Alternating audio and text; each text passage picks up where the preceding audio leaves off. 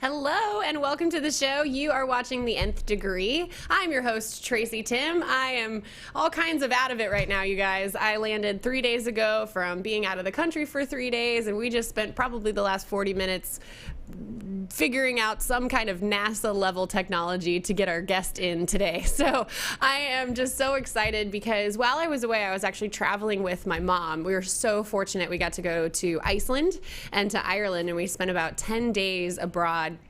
Just the two of us, meeting people and traveling and eating food and trying new drinks and seeing amazing places. And I had kind of a revelation. I talked about this on Facebook yesterday. Just the idea that, we put a lot of pressure on vacations, especially when you're not super happy with the work that you're doing. And what I realized is, the work you have to do is going to be there when you get back. And I thought about, who would have a really good perspective on not just building a career where you get maximum amount of time off and maximum amount of freedom, but something where you can embrace your vacations and love being away, but then also be kind of excited to go back to work and have something that you can do not for 10, not for 20, but maybe even for 30 or 40 years in a career. And I was super lucky because the person that I thought of was none other than my travel buddy, my mom. So you guys, I have my mom on the show today. Her name is Mary Ann. So you want to say hi to everybody? Hello, everyone. And so today I thought, what better person to talk about career and life success than her? Because, for two people to have much more different experiences professionally, it's hard to find two people that are so polar opposites like the two of us. My mom has actually worked at the same company now for the last 30, not 13, 30, or as they say in Ireland, 30 years.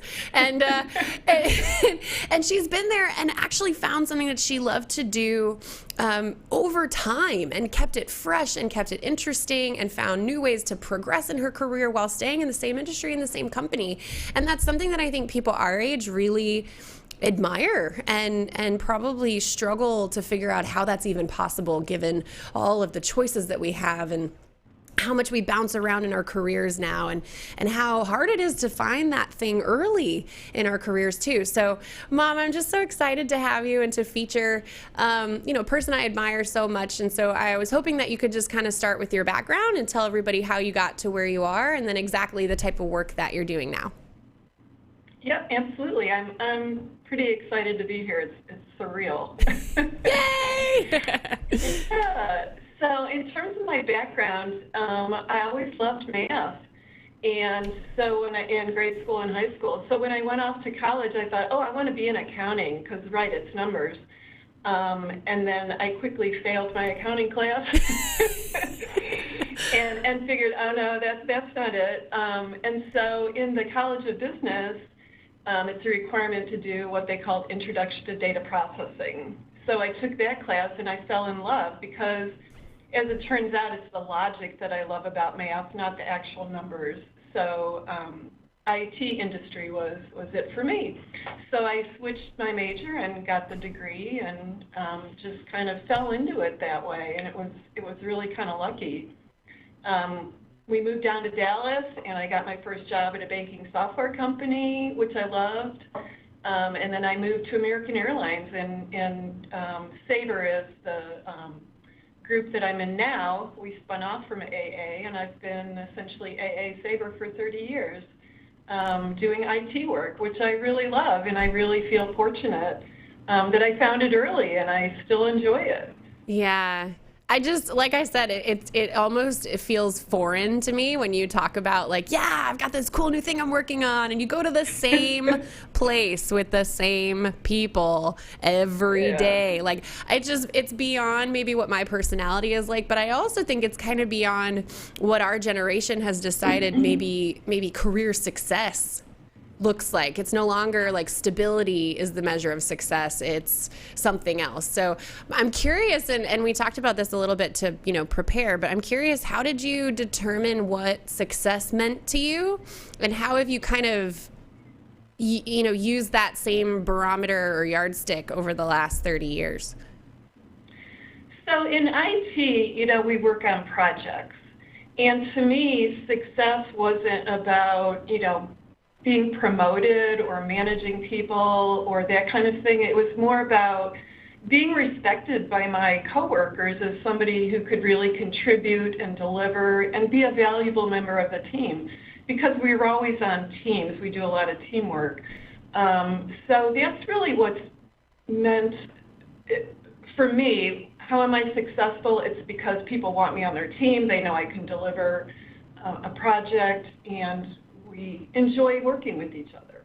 So how did you choose that, though? Do you think that's like a personality thing, or do you think at some point you decided that, okay, it's not going to be the rat race, it's not going to be promotion and being a leader, or I don't know, because you are a leader. That's the other crazy part. Like, you know what I mean? So how did you choose maybe your own definition of success and not what everybody else said was a normal career trajectory? Or because we talk about you not managing people all the time and still progressing in your career. So how did you do that? Well, I was a team lead for a while, and I had to do some management type activities, including reviews and that type of thing. And I found I really didn't love it. I really loved managing people to deliver a project, and not so much the administrative kind of stuff like budgeting and reviews and reporting and that kind of thing. That just wasn't my thing, although I did try it. And I know I could be good at it, but it wasn't my love. So, as you're always saying, you have to do what feels right and natural and good for you. And truly working on projects and being a contributor was more in my wheelhouse than managing people. Yeah. So I want to go one level deeper into that then, because the first story you told was, okay, I thought it was math, so I thought accounting, and I tried accounting and failed, and so it clearly wasn't that, and you went another route. But did you ever fail at being a manager, or was it that you really just realized, oh, this is just not my genius zone, and then went another direction? Yeah, I don't really remember failing as being a manager, and as a matter of fact, I had several people in my team say, you need to go for this management, position that became available. I'm like, no, I don't love it. I don't want it. I don't like that. So I don't think I failed. I just figured out that, no, I don't like it. Yeah, so this is a really important distinction, though, because a lot of people who come to me for career advice and early in their career, they're getting positive feedback doing something that they just don't enjoy doing. Yeah. And so they have a really hard time separating, well, it just doesn't feel right from, well, I'm getting promoted, or I'm getting raises, or I'm getting the feedback that I'm successful, but it doesn't feel right for some reason. So how do you think that I don't know, stuck to your guns, or how did you figure that out internally to make a decision that was right for you and not just lean on the external feedback from other people? Yeah, it was hard, especially when I got a lot of feedback from people saying, you'd be so good at it, you are good at it, but it was like, I knew enough about the things that it took and the kind of activities that were entailed in that, and I knew I didn't like it. So it was like, why would I do something if I really don't like it? And that's the big thing for me. It's like, I enjoy what I do, and every day is kind of a new day. Yes, it's similar kind of activities, I guess, but there's always new problems. There's always new projects. There's always something different and unique. Okay. So, why do you think people get stuck there then? Like, why do you think people, because I hear this all the time and it really kind of blows my mind, and I get it. I remember in my first job thinking, okay, well, if I can just be successful here, maybe I'll start to like it, or maybe that'll be enough. Maybe that feedback will be enough and I can kind of get over that it's not my joy or passion or whatever. And I wonder, is it something about our generation? Is it something about needing that affirmation from other people? Like, what do you think it is that you were able to overcome, or that maybe younger people now are struggling with, that keeps them in these jobs where they're progressing and they have the trappings of success, but they're miserable. Yeah, I mean, it's definitely tough. You have to have support, and I guess part of it was your dad was always there for me and with me, and knowing that I had that support system, and he definitely allowed me to do whatever I wanted to do. So, I think that might have been part of it. Just knowing myself and just not settling for something that I didn't want to do. And, the opposite part of that is knowing what I did want to do. So that was a big part of, no, I don't want to be a manager, but yeah, I'm really great at doing the project work, being an analyst or a project lead kind of thing. Knowing that was what I wanted it was good to have that. Yeah. What do you think contributed the most to you figuring out what you did enjoy doing? I know you said you kind of lucked into the class that gave you the idea and that whole thing, but you had to continue to do it over time, right? And your career progressed over time. So how did you continue to almost, I guess, iterate closer and closer and closer to that ideal thing? Well, it's always pretty much the same thing. I mean, I started out as a programmer, and then it evolved into being a systems analyst, and then I knew that this is what I wanted. This is so fascinating to me because I can't land on what I want year over year, let alone for 30 years, and it's been a part of my journey. It's a part of a lot of the career clarity journeys that I work on. So how did you know when you found this thing that it had enough legs to last a whole career? Or did you know at all? No, I don't think I knew. And, I was really fortunate to land in a company that has so many projects and opportunities. And every year it was like something new would come along, a new project to work on that, still needed my skills, but there were enough unique aspects to the project. There was always new challenges. As software changes, problems change, there's always something to be solved. Every project I've been on has been different. It's not boring and the same old thing. Okay. Do you think that's necessary? Like, do you think some people would be happy having repetition and routine and lots of stability? Well, I mean, everyone's different, and my PI, and you know that I don't like doing the same thing over and over. Yeah. And it looks like I do, but I don't, because the problems are always different. So for some people, it might be that they like the routine. They like doing the same thing over and over, and that's comforting and whatnot for them. Yeah. But for me, I knew I needed something different, and there were always new things to work on that I knew I could contribute and excel at. So that's beautiful. I love that. But one of the big things that I hear all the time is fear cropping up, especially around major career decisions, transitions, choices. Just like, I'm not going to go the manager route. I'm going to be true to myself and go this route. Did you ever have any moments where you were just kind of terrified, like, I don't know how this is going to go, but I'm going to do it anyway and just see what happens? Oh, not so much, because you know me, I'm not like a big risk taker. Well, what do you think that you would say to somebody who's really struggling with, like, should I go for what I love, or should I even take the time to figure that out, or should I just stick with this because I'm too afraid of it not going well, or failing, or picking the wrong thing? I hear that all the time. Yeah, so I mean, I think you do such an awesome job in your coaching to tell people, no, don't settle. If you're miserable and you're not, even if you're a little bit not happy, definitely do the research. Invest in yourself and do the research and figure out what it is. And then, do a kind of jump or a move or a migration to what you want to try. Don't just sit somewhere if you're miserable. You have to get over. I think there's probably a balance in terms of fear and what's reasonable and how much fear you can stand. But yeah, go ahead and make the change. Try it out, because you're never going to know if you don't do it.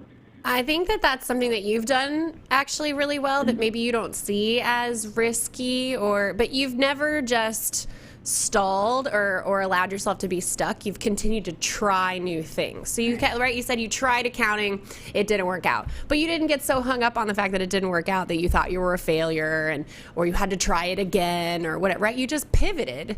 So Right. what does it take to really, I guess my question is, how do you figure out, let's say you fail at something. Let's say you pick the wrong job and you're miserable. How do you figure out what pieces of it you really like and move forward with that and not just like throw the baby out with the bathwater? How did you figure out that it was logic, I guess? Was there a process to that? So that was actually after the fact I figured it out, because it was like, all right, I love math so much, but this accounting business and numbers, that's just not working out. And you know, like I said, I took the intro to IT class, and something just clicked. And looking back on it, it was the logic of math, you know, within IT that really spoke to me. So it was kind of refining what is it about math that spoke to me. So. Okay. So if somebody, so you work with plenty of young professionals, right? And you probably work with plenty of people who don't particularly like being there. What do you tell them? You know, I don't know if that doesn't really come up a lot. You know, I think there's probably, a fear. I'm not sure how many people would just come up and say, yeah, this is not really working out for me. But I would definitely, if anyone did, I would definitely counsel them to, you know, think about what parts of their job or their daily activities. What are you doing that you do enjoy, and what are the things that you don't?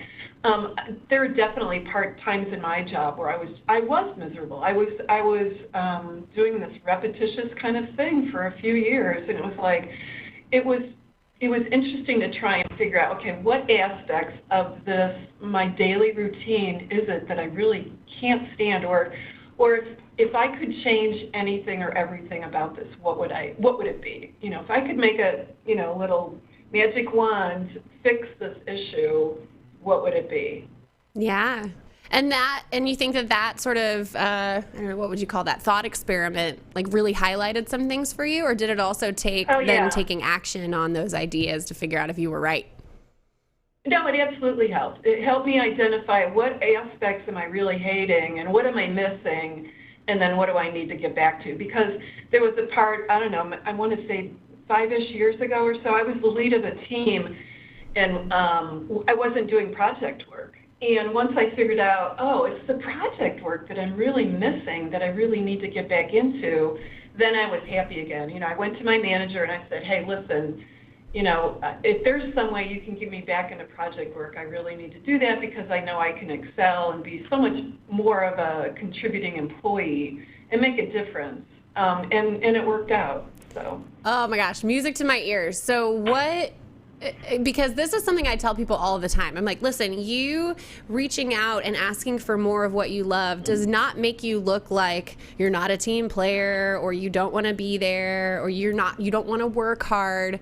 When you voice it in what you just said, which was, here's how I can add more value. Here's how I can actually be contributing more to the company, the team, the bottom line, whatever. So how did you, who did you talk to, what did you say, and how did you articulate it such that it came across as a value add and a win-win, and not you complaining about the work that you were doing?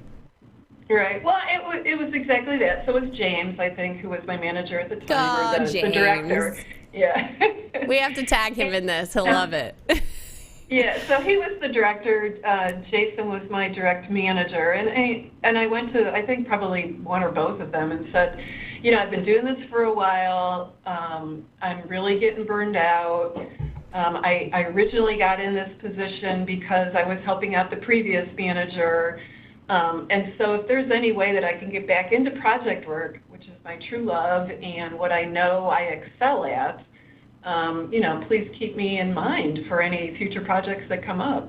And it just so happened, I want to say it was less than 6 months, we had a new thing come up, and they plugged me in on it, and it was awesome. That's great. And I was a happy camper again. Yeah. See, I'm such a big fan of that. And companies bring me in to talk about that specifically. How do we empower our young professionals to advocate for themselves, knowing that they're used to a system where you progress pretty linearly, right? If you're in high school, you go from freshman to sophomore to junior to senior. You do the same thing in college. You may have a year where you didn't do so hot in college. You get an extra bonus year or whatever. But you go, right? You progress in this kind of like very logical fashion. But when you're in your career, you have to be your own advocate, or you have to find people who are going to sponsor you and go to bat for you. So how did that sort of concept work out in your career? Were you constantly thinking about advocating for yourself, or did you also bring in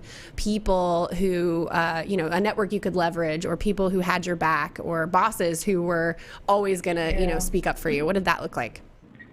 Yeah, so I was really fortunate because I'd had a couple really awesome managers who had the quality of seeing things in people and bringing it out. So I had managers who, put me on projects and kind of knew my strengths, and so that was a win-win. It was a partnership there. Okay. What's the real value of having a great manager? Like if somebody's out there and they're like, I love the work I do, blah, blah, blah, but the person I work for is, I can't, is it worth making a total change? What is the value of that? Yeah, so I'm sure you've seen the studies. The number one thing that would deter, an employee from being successful and loving their job is their manager. It's like who you work for that makes all the difference in the world. It's really sad. Yeah, it's just incredible. So companies really need to make sure that they train and give managers the resources that they really need to make the employees successful. But then I think also it's picking people who want to be managers, not forcing. And in IT, it's notorious. It's just horrible. It's just such a problem to promote these IT professionals who are awesome technicians but suck at being people managers, And so that's why I say, Sabre is definitely getting better about training managers again, because it's an important aspect for everybody.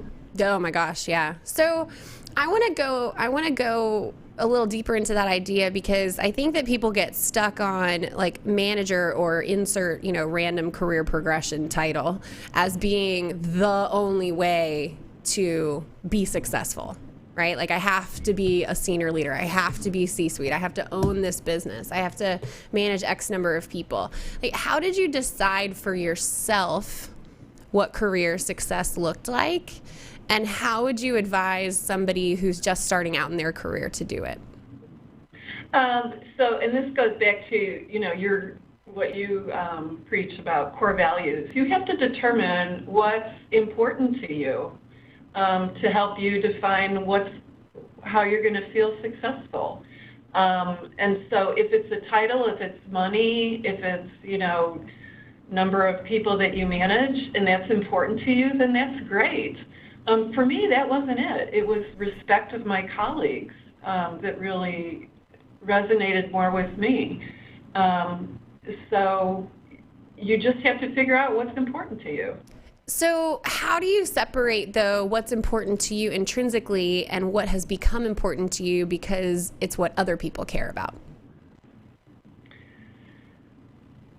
Because like my whole this is me 101. My whole childhood was perform, get into the right school, be first chair, be varsity on a team, and all of those were external expectations and pressure I put on myself, let's be real, but external expectations and also external markers of success. It's very clear to the world that if you're first chair in your instrument, you're probably the best at your instrument. If you're varsity freshman year in high school, you're probably the best at your sport. If you go to a school like Yale, maybe you're one of the smartest. So like, how do you, because it took me a while to unlearn that. Like it took me a while to say, okay, well, success right now for me is nurturing this new relationship that I'm in, and maybe the business grows a little slower because this is my priority, not the world's priority. How do you do that? How do you separate that? I feel like that's something you've always been really good at, and I don't know how to do it all the time. you just need to listen to yourself and not let external things intrude as much. Just stop it. Yeah. Oh my God, I have a business coach that I work with who has a hypnotherapist on staff, and he is like the most calming, lovely voice you've ever heard, and he's so funny. But every time I give him a thing like that, he's like, just stop it. Just stop it. Well, I can't just stop it. You know, it's like it's society saying this is what you have to do, and it's really hard to let go of. It's the Wall Street thing all over again. It's everybody having to leverage to the gills to get the house, to get the car, to get the wife, to get the whatever, and it's easy to get caught up in. And I feel like you didn't, and I want to know how. Yeah. So when you're a kid, for sure, you know, it's very structured in terms of what is successful, passing classes, the whole 9 yards. And then when you become an adult and you get out of school, you're right, you know, there's pressure around, you know, cars and houses and status and jobs and all that kind of thing. And you just have to determine what's really important in life, you know? How did you determine what was really important in your life? Family has always been the most important thing in my life, always. So if push came to shove and I had to make choices, it was always going to be family. And so, you know, who cares what position I have or, you know, what title I have? You as a 5-year-old could care less, you know, right? It's like, you go for that promotion, Mom. You don't need to come to my concert. It's fine, you know? You're right. Kids don't do that. It's. How did you stick to your guns, though? Was there ever a time where you were, like, really tempted to do the extra work or to not go part-time or to play that game instead of be true to your value? Well, again, you know, early on in your career, it's a lot harder to do that. And you just kind of learn over time. I mean, like you said, I've been in this for a long time, and you just go through life and you learn over time. That is an unacceptable response for millennials, right? Like, no, I don't learn over time. I learn in milliseconds, and I get feedback instantly on Instagram, and I know if people like me or don't like me. Like, how do you just see the long term earlier? You don't. Okay. You don't. You don't. I mean, unless you have a crystal ball, you don't. So you learn from your own experiences and mistakes. You learn from others, people that you respect. But the bottom line is, it's very simple in terms of what is important to you. That's all you need to, you know, determine, and then move from there. Did you have to do that over and over, or has it been fairly consistent for you?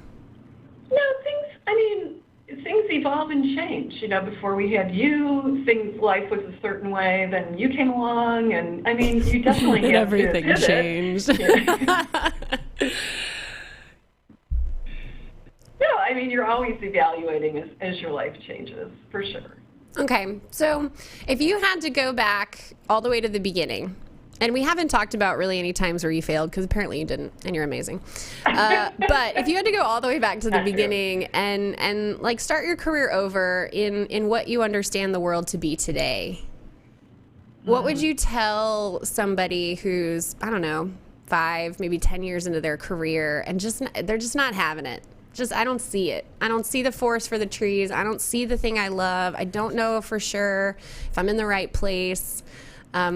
I just don't have that vision. I don't have that long term, right? The crystal ball.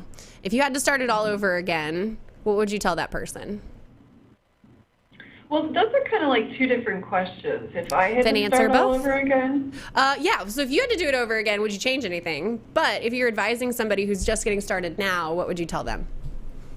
Thank you for improving my question. I appreciate that. So if I was to advise anybody that's like 5-10 years into whatever career they are in, and they don't like it, yep. Well, I would say you need to check out tracytimm.com.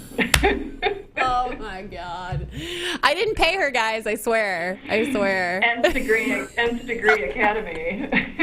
But if you were starting over, is there anything you would do differently, or is there anything you wish you had known early on in your career?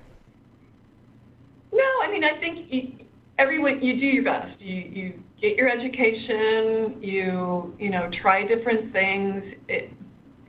Unless you go through a program like yours, a lot of it is hit or miss. And so, which is why I really love what you do, because you've got an actual method to figure it out, which is, I mean, that saves everyone so much time and effort.